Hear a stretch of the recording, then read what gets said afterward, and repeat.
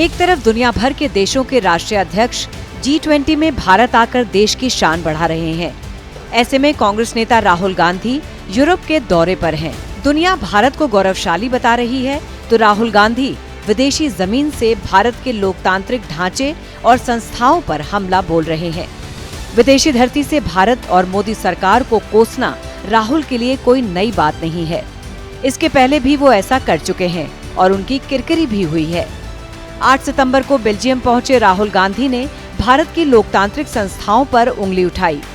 उन्होंने कहा कि भारत में लोकतांत्रिक संस्थाओं पर हमला हो रहा है और देश के लोकतांत्रिक ढांचे को दबाने की कोशिश की जा रही है।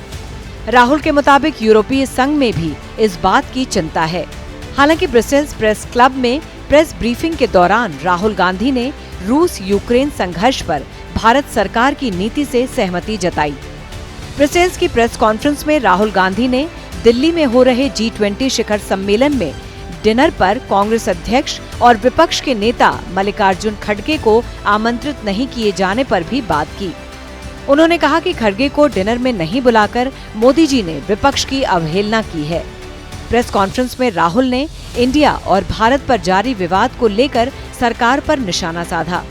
उन्होंने कहा कि विपक्षी गठबंधन इंडिया के कारण सरकार डरी हुई है, इसीलिए उसने ध्यान भटकाने की रणनीति अपनाई है।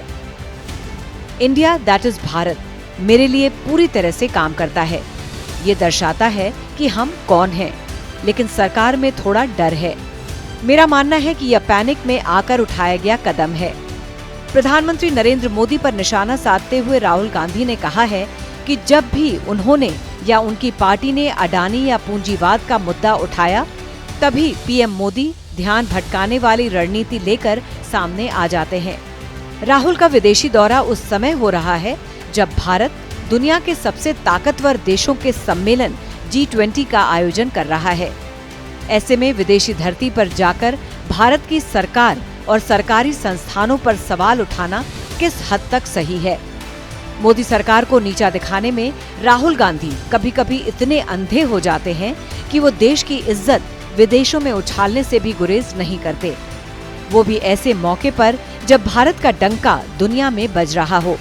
और इस पर गर्व करने के बजाय भारत के प्रमुख विपक्षी पार्टी के वरिष्ठ नेता देश की सरकार पर ही असंवैधानिक और भ्रष्टाचारी होने का आरोप लगा रहे हो।